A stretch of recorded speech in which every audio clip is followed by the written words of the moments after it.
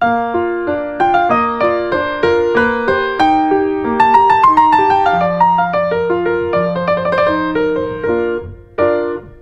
সকাল আমার প্রিয় বন্ধুরা, সবাই কেমন আছো? আশা করছি সবাই ভালো আছো, সুস্থ আছো, আর আমরাও খুব ভালো আছি। জলপাইগুড়ি জেলার ছোট্ট একটি গ্রাম থেকে আমি আবারও চলে আসলাম নতুন একটা ব্লগ ভিডিও নিয়ে। সম্পূর্ণ ভিডিওটা জুড়ে আমার সাথে থাকার অনুরোধ রইল। যারা নতুন এসেছো, ভিডিওটা যদি ভালো লাগে প্লিজ একটা লাইক করো, চ্যানেলটি সাবস্ক্রাইব করে আমার পাশে থেকো। আর যারা আগের থেকেই সাবস্ক্রাইব করে রেখেছো, আমাকে সাপোর্ট করেছো, তাদের জন্য রইল অসংখ্য অসংখ্য ধন্যবাদ। আজ হলো শুক্রবার আর এখন বেলা বাজে সকাল 6টা। আর এখন থেকেই আমি তোমাদের সবাইকে সাথে নিয়ে আজকের ব্লগটা শুরু করে দিয়েছি। আই হোপ কি আজকের ব্লগটা তোমাদের ভালো লাগবে। তো বন্ধুরা দেখো, প্রতিদিনের নয়, সকাল সকাল ঘুম থেকে উঠে আমি আগে সদর দরজা খুলে দিলাম। খুলে দিয়ে এবার হচ্ছে পাপোশগুলোকে সব বাইরে বের করে দিচ্ছি, কারণ এখন ঝাড়ু দেওয়ার পালা, ঘরটরগুলো ঝাড়ু দিতে হবে। আর আজকে কিন্তু জানো তো, সকালবেলায় ভাই সবার আগে ঘুম থেকে উঠে পড়েছে, আর ঘুম থেকে উঠে দরজা খুলে দিয়েছে বলে আজকে ঘরগুলোকে আমি ঝাড়ু দিতে পেরেছি। ঘরগুলো ঝাড়ু দেওয়া আমার কমপ্লিট হয়ে গেছে। এখন আমি বারান্দাটাকে ঝাড়ু দিয়ে নিচ্ছি, আর বারান্দাটাকে ঝাড়ু দিয়ে উঠোনটাকে ঝাড়ু দিতে লেগে গেছি। আগে সদর দরজার সামনেটা ঝাড়ু দিয়ে নিয়েছি। আর আজকে জানো তো, মানে এখন যেহেতু গরমকাল পড়ে গেছে, তো হচ্ছে সকাল সকালই রোদ উঠে যাচ্ছে, আর তাই সকাল সকাল সবার ঘুম ভেঙে যাচ্ছে। বাবু উঠে পড়েছে, ভাইও উঠে পড়েছে, মানে আজকে সবাই উঠে পড়েছে সকাল সকাল, কারণ রোদের তাপ পড়েছে ঘরের মধ্যে। ওরা ভেবেছে অনেকটাই বেলা হয়ে গেছে, তাই হচ্ছে সকলে সকাল সকাল ঘুম ভেঙে গেছে জানো তো। তো যাই হোক, কথা বলতে বলতে আমার সদর দরজার সামনেটা ঝাড় দেওয়া কমপ্লিট হয়ে গেছে। এবার আমি বাসি উঠোনটাকে ঝাড়ু দিয়ে নিচ্ছি। আর উঠোনের মধ্যে দেখো আজকে সাদা ফুল আর কিছু পাতা পড়েছে, কারণ এখন আবার কয়েকদিন থেকে মানে এই যে হাওয়া বইছে, বৃষ্টি হচ্ছে না কিন্তু হাওয়া বইছে। আর হাওয়া বইছে বলে গাছের যে শুকনো পাতাগুলো আছে সব ঝরে ঝরে পড়ে যাচ্ছে। আর এই যে পাতাগুলো দেখতে পাচ্ছ, একদম দেখতে দেখতে অনেক পাতা জমে গেছে। এই পাতাগুলো এখানে পচে গিয়ে সার হয়ে যাবে, তাই পাতাগুলোকে আর ফেলবো না। তো চলো, আমার উঠোন ঝাড়ু দেওয়া কমপ্লিট হয়ে গেছে। এখন ঝাঁটা মশাইকে স্নান করিয়ে নেব। স্নান করিয়ে আমি পাটাকে ধুয়ে তারপর রান্নাঘরে ঢুকবো, কারণ যেহেতু রান্নাঘরের কাজটা বাকি আছে, রান্নাঘরটা আগে খুলিনি, তাই হচ্ছে একবারে ঝাঁটা মশাইকে স্নান করিয়ে পা ধুয়ে নিলাম, কারণ এখন গিয়ে রান্নাঘরে ঢুকবো সেই কারণে। আর এদিকে জানো তো, মানে এত সুন্দর গাছে ফুলগুলো মানে ফুটছে বলার মতো না, এতগুলো করি এখনো ফোটেনি, আর দেখতে কি সুন্দর লাগছে দেখেছো। আর এই গাছটাতে আজকে প্রথম মানে জবা ফুলটা ফুটেছে। তো যাই হোক, চলো আমি এবার রান্নাঘরটাকে খুলে নিচ্ছি। রান্নাঘরটাকে খুলে নিয়ে আজকেও জানো তো, কালকে রাতেও মানে বাসি বাসনগুলো যে ছিল সেগুলোকে আর মাজতে পারিনি। কারণ কি বলতো, কয়েকদিন থেকে জলের এত সমস্যা হচ্ছে, মানে লোকের বাড়ির থেকে জল টেনে কাজ করতে হচ্ছে বলে রাতের বেলায় জল ছিল না, তাই বাসনগুলোকে মাজতে পারিনি। আর বাসনগুলো রয়ে গেছে। তো সেই বাসনগুলোকে সকালে এখন বের করে নেব। তো তার আগে আমি জানালা দরজাগুলো খুলে দিলাম, কারণ এই দিক দিয়েই তো বাসন নিয়ে বেরোতে হবে। তো বাসনগুলোকে দেখো বের করে নিচ্ছি। বের করে এখন আমি বাসনগুলোকে কলতলায় রাখলাম। আর এখানে যে এঁটো কাটাগুলো জমেছিল, এটা গামলার মধ্যে জড়ো করে রেখেছিলাম, এগুলোকে এখন পেছন দিকে ফেলতে যাব। এগুলোকে ড্রেনের মধ্যে ফেলি না, কারণ ড্রেনটা জাম হয়ে যাবে। আর ড্রেন পরিষ্কার করতে গেলেও না ভালো করে স্নান করতে হয়, অনেকটাই জল লাগে, কারণ ড্রেন পরিষ্কার করে শ্যাম্পু করে স্নান না করলে পরে ভালো লাগে না। সেই কারণে ড্রেনের মধ্যে বেশি আমরা এঁটো কাটা ফেলি না, যাতে অনেক দিন পর পর পরিষ্কার করলেও হয়ে যায়। তাই হচ্ছে ড্রেনের মধ্যে আমরা এঁটো কাটা না ফেলে এই পেছন দিকটা একটু কষ্ট হয়, কিন্তু গিয়ে ফেলে আসি। তো তারপর আমি এগুলো সব এঁটো কাটা ফেলে এলাম। এসে এখন এগুলোতে কি করছি বলো তো, জল দিয়ে একটু ভিজিয়ে রাখলাম। আর ততক্ষণে বসে না থেকে আমি এঁটো জায়গাটাকে মুছে নিচ্ছি। রাতের খাবার এঁটো জায়গাটা চারিদিকটা মুছে রেখেছিলাম, কারণ না হলে পরে বুঝতে পারবো না কোথায় কোথায় বসে খাওয়া হয়েছে। আর এখন এই জায়গাটা যেহেতু ছিল, তাই একটু বেশি করে জায়গাটা চারিদিকটা মুছে নিচ্ছি। আমার এঁটো মোছা শেষ। তো এখন বাসনগুলো মাজতে আসলাম। আর মাজতে এসে দেখি জল নেই। দেখি বলতে কি, আগের থেকেই জানা ছিল জল নেই, তাই হচ্ছে জল আনতে গেলাম। আর সকাল সকাল উঠেই জল আনতে লোকের বাড়িতে যাই না, কারণ মানে ঘুম থেকে উঠে জল আনতে গেলে সবাই তো সমান নয়, যদিও কিছু বলে না, বলা তো যায় না, সে কারণে ঘুম থেকে উঠে আর জল আনতে যাইনি। মানে কিছুটা বেলা হয়েছে, বাসি কাজকর্মগুলোকে সেরে তারপর গিয়ে 2 বালতি জল নিয়ে এলাম। আর ওখানে কিছুটা জল ছিল, তাই 1 বালতি জল ঢেলে দিলাম গামলাটার মধ্যে, আর 1 বালতিটা সাইডে রাখলাম মুখটুক ধোয়ার জন্য। আর এই 1 বালতি জল আর মানে গামলার মধ্যে আগের কিছু জল ছিল, এই জলটা দিয়ে আমার বাসনগুলো ধোয়া মানে হয়ে যাবে, সে কারণেই। আর বেশি জলটা ওখানে বাসন ধোয়ার ওখানে রেখে দিলে ওই জলটা দিয়ে তো আর অন্য কোনো কাজ করতে পারবো না। তাই হচ্ছে 1 বালতি জলকে আলাদা করে রাখলাম মুখ ধোয়ার জন্য। সকালে তো মুখ ধোবে, আর বেটা ছেলে মানুষেরা তো মানে সকালে উঠে লোকের বাড়িতে সাধারণত যেতে চায় না, মানে যায় না আর কি। আমাদের বাড়ি বেটা ছেলেরা তো তাই, জানি না সবাই কেমন। তো সে কারণে কি করলাম বলো তো, 1 বালতি জল মুখ ধোয়ার জন্য রেখে দিলাম। রেখে দিয়ে তারপর আমি বাসনগুলোকে সব মেজে ধুয়ে নিয়ে একদম শুকোতে দিতে চলে এলাম ঠাকুর ঘরের সামনাটায়। এবার বাসনগুলোকে আমি শুকোতে দিয়ে দিচ্ছি, আর বাসনগুলো ততক্ষণে শুকিয়ে যাবে। তারপর এদিকে একদম ফ্রেশ ট্রেশ হয়ে মুখ টুক ধুয়ে চলে এলাম রান্নাঘরের দিকে।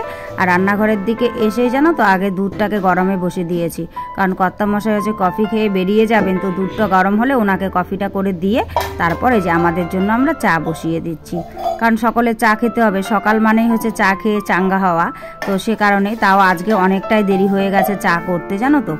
কারণ হচ্ছে বললাম না আজকে একটু বেলা করে মানে কাজকর্ম, বাসি কাজকর্ম অনেকটাই ছিল, তো সেই জন্যই। আর হচ্ছে রাতের বাসনটা মেজে রাখলে না অনেকটাই কাজ হালকা বলে মনে হয়, আর এখন জলের জন্য সেটা করতে পারছি না, তাই কাজটা সকালবেলায় উঠে অনেকটাই সময় লেগে যাচ্ছে। আর দেখেছো আজকে সবাই চা খাওয়ার জন্য বসে আছে, ওই যে বাবু দাঁড়িয়ে আছে, মা বসে আছে, কাকু ওইদিকে আছে। তারপর চলে এলাম। তুমি সকালে পড়তে যাবে না সোনাই? যাবে না? শরীর ভালো লাগছে না? বিকালে যাবা? আচ্ছা ঠিক আছে। চা খাওয়া কমপ্লিট করে নিয়ে মেয়েকে ডাকতে গেলাম। মেয়ে যেহেতু ঘুম থেকে উঠেনি আর সকালে পড়া ছিল, তো ওর শরীরটা খুব একটা ভালো নেই বলে ও সকালে পড়তে যাবে না বলছে। তো ওর বুইয়ের কাছে পড়ে, তো বুই বলছে সকালে যদি শরীরটা ভালো না থাকে তাহলে বিকেলবেলায় পড়তে যেতে। তাই ও বলছে যে আমি আর সকালে পড়তে যাব না, আমি বিকেলবেলায় পড়তে যাব। আর আমিও বেশি জোর করে তুললাম না, কারণ শরীরটা খুব একটা ভালো নেই, আর বাচ্চারা উঠলেই সকাল থেকে মানে তুত্তুর শুরু করে, তো সে কারণে শুয়ে আছে, থাকুক, তো এখনও তো ছোট তাই। তারপর আমি চলে এলাম সোজা এ ঘরের দিকে। এ ঘরে এসে বিছানাটাকে আগে গুছিয়ে নিচ্ছি। বিছানাটাকে গোছাতে মানে আগে সময় পাইনি, চাটা খাওয়ার পরেই আমার বিছানা গোছানো হয় জানো তো। ঘুম থেকে উঠে চা খাওয়ার আগে কোনোদিনও বিছানাটাকে গোছাতে পারিনি। তো এদিকের বিছানাটা গোছাতে গোছাতে দেখি ওইদিকে বাবা উঠে পড়েছে, বলছে মা মশারিটা খুলে দাও, খুলে দিয়ে আমাকে নাও, আমি মশারিটা তুলতে পারবো না, আমার হাতে ব্যথা। মানে একটু ব্যথা লেগেছে বা না লেগেছে ওটা ধরেই বসে আছে। যাই হোক ব্যথাটা লেগেছে, না লেগেছে নয়, লেগেছে। তো সে কারণে মশারিটাকে তুলে দিচ্ছি, তুলে দিয়ে একবারে বিছানাটাকেও গুছিয়ে নেব, মানে একবারেই আমার কাজ হয়ে যাবে। তো তাই হচ্ছে মশারির দড়িটা আগে খুলে দিলাম। আর মেয়ে দেখো ওখানে শুয়ে আছে। আমি মানে বিছানাগুলো ভাঁজ করা হবে, তারপর আমাকে কোলে করে নামাতে হবে। ও বলছে মা কোলে নাও। তাই আমি বলছি দাঁড়া বিছানাটাকে একবারে গুছিয়ে নিই, গুছিয়ে নিয়ে তোকে কোলে নেব। তাই ও শুয়েই আছে। তারপর দেখো লাইট জ্বালিয়েছি, তারপরেও ঘরটা অন্ধকার দেখাচ্ছে। তাই হচ্ছে জানালাটাকে একটু খুলে দিন, কিন্তু জানালাটা খুলে দিয়েও কোনো লাভ হলো না, সেই ঘরটা অন্ধকারই দেখাচ্ছে। জানি না কেন, মানে লাইট জ্বালানোর পরেও এরকম দেখাচ্ছে। তো যাই হোক বন্ধুরা, তোমরা একটু কষ্ট করে দেখে নিও, মানে এই অন্ধকার অন্ধকার দেখাচ্ছে, কিছু মনে করো না। তো আমার দেখতে দেখতে দেখো বিছানা গোছানো কমপ্লিট হয়ে গেছে। এবার চাদরটাকে টেনে টেনে দিয়ে মেয়েকে কোলে করে নামাচ্ছি বিছানা থেকে, মানে ও কোলে করেই নামবে। এবার হচ্ছে ওকে নিয়ে গিয়ে মানে ফ্রেশ করাতে হবে, তো তার জন্য নিয়ে এলাম কলতলার পেছনটায়। তো এই দিকটায় এসে ওকে মুখ ধুইয়ে দেব। তো ও বলছে মা আমি নিজে নিজে দাঁত মাজবো। তা আমি বললাম না, নিজে নিজে তোকে দাঁত মাজতে হবে না, কারণ নিজে নিজে দাঁত মাজলে কি করে বলো তো, একটুখানি ঘষা দিয়ে রেখে দেয় আর দাঁত ভালো করে পরিষ্কার হয় না। আর দাঁত ভালো করে যদি এখন থেকে পরিষ্কার না করে তাহলে দাঁতে পোকা মানে খেয়ে নেয় বাচ্চাদের। সে কারণেই হচ্ছে আমি জোর করে বুঝিয়ে বাজিয়ে আমি হচ্ছে ব্রাশ করিয়ে দিচ্ছি। দেখি যতদিন ব্রাশ করিয়ে দেওয়া যায়, তারপর যখন নিজে নিজে পরিষ্কার পরিচ্ছন্নতা বুঝবে তখন তো সে একা একাই করবে। তো মেয়ের মুখ ধোয়ানো কমপ্লিট হয়ে গেল। আর এদিকে দেখো ভাই সবজি কাটতে বসে গেছে, দেখেছো? ও ক্যামেরার সামনে খুব একটা আসে না, তাই ওকে চুপি চুপি নিয়ে এসেছি। তো সবজি কেটে সবজির খোসাগুলো এখানে রেখেছে, তো ওগুলোকে এখন ফেলে দিতে যাচ্ছি, মানে পরিষ্কার করে নিচ্ছি ফেলে দিয়ে, কারণ পরপর গুছিয়ে তো কাজগুলো করতে হয়। তো তারপর ওই জায়গাটাকে ঝাড়ু দিয়ে নিলাম, ঝাড়ু দিয়ে নিয়ে এগুলোকে পেছন দিকে একটা বালতি রাখা আছে, সেই বালতিতে করে সবজির খোসাগুলো জমা করি, জমা করে একটা গর্ত করে গর্তের মধ্যে রাখি, তাহলে পচে গিয়ে সেই জায়গাটা সার হয়ে যায়। তারপর চলে এলাম সোজা ফুল তুলতে, কারণ ফুল তোলার কাজটাও তো আমাকে করতে হবে। তো বেশিরভাগ সময়টাই আমি ফুল তুলি, আর যখন আমি পারি না তখন মা তোলে। তো ফুলগুলোকে আমি তুলে নিচ্ছি। আর গাছের মধ্যে দেখেছো কি সুন্দর ফুল ফুটেছে, আর দেখতে এত ভালো লাগছে বলার মতন না। আগে সাদা ফুলগুলোকে তুলে নিলাম, তারপর এখন জবা ফুলগুলোকে তুলে নিচ্ছি। আর দেখো এক একটা জবা মানে এক একটা গাছে এত সুন্দর জবা ফুটেছে বলার মতন না। আর এই পঞ্চজবার গাছটা তো জানো তো, বললাম না আজকে মানে প্রথম এই বছরে এই পঞ্চজবাটা ফুটলো, এখন থেকে মনে হয় রোজই ফুটবে। তো দেখলাম ভালোই কিছু করি হয়েছে গাছটার মধ্যে। তো দেখা যাক কতদিন ফোটে। আর বেশি ডালপালা নেই তো, গাছটা মানে অযত্নে এরকম হয়ে গেছে। তো তারপর এই পেছন দিকের এই কি রক্ত জবা নাকি বলে এটাকে, তো এই জবাটা অনেকগুলো ফুটেছে, যতগুলো সম্ভব তুলে নিলাম, সবগুলো তো আর তুলতে পারেনি। তারপর দেখো সাজিটা দেখেছো, ফুলের সাজিটা দেখতে এত ভাল লাগছে বলার মতন না, মানে কি বলবো, ফুলগুলো দেখেই যেন মন জুড়িয়ে যাচ্ছে। আর এদিকে দেখো ভাই মানে ভাতের মাঠটার আর সবজি দেওয়া জল টলগুলো যে ছিল সেগুলোকে নারকেল গাছের গোড়ায় দিয়ে এলো। আর এদিকে তারপর আমি আমার কাজে লেগে গেলাম, দেখো জল টানছি। আমাদের বললাম না মানে সারাদিন ধরে জল টেনে টেনে এইভাবে কাজ করতে হয়, মানে এই কষ্টটা যারা করে একমাত্র তারাই বোঝে যে একবেলা ভাত না খেয়ে থাকা যায়, কিন্তু এই জলের কষ্টটা মানে এতটা কষ্ট, মানে যাদের আছে তারাই বুঝতে পারবে যে কষ্টটা ঠিক কীরকম। তো এরকম করে মোটামুটি অনেক কয়বার জল টানলাম। আর এদিকে দেখছো কি সুন্দর হাওয়া বইছে, দেখছো গাছের পাতা টাতাগুলো কি সুন্দর নড়ছে। তারপর কয়েকটা কাপড় কাচার ছিল, এই কাপড়গুলোকেই নিয়ে যাচ্ছি ওই কাকিমাদের বাড়িতে, আবার জল টেনে কাচবো। তো ওগুলোকে কেচে একটা বালতিতে করে নিয়ে আসবো, আর একটা বালতি খালি আছে ওটাকেও ভর্তি করে নিয়ে আসবো। তো কাপড়গুলোকে কেচে এক বালতি জল নিয়ে আমি চলে এলাম। এখন কাপড়গুলোকে রাস্তায় মেলে দিয়ে জলটা বাড়িতে রেখে তারপর ওই বালতিটা ভর্তি করে নিয়ে আসবো। তো কাপড়গুলোকে মেলে দিচ্ছি, মেয়েও রাস্তায় বেরিয়েছে, ছোটকাও এসছে রাস্তায়। তো মেয়ে কথা বলছে এই দেখো, আর আমি যেহেতু কাপড়গুলো মেলে দিচ্ছি তো মেয়ে ক্লিপগুলো এনে দিচ্ছে, হাওয়া বইছে পড়ে যাবে, বলছে মা ক্লিপগুলো দিয়ে দাও, না হলে হচ্ছে কাপড়গুলো হাওয়াতে পড়ে যাবে, তাই হচ্ছে ক্লিপগুলোকে দিয়ে দিলাম। তারপর চলে এলাম ঘর মুছতে, কারণ ঘরটাকে তো মুছে নিতেই হবে। এবার হচ্ছে আমি ঘর মোছার কাজটা করছি। আর আজকে জানো তো যেহেতু সময় কম, তাই হচ্ছে আজকে আমি লাঠি দিয়েই ঘরটাকে মুছছি।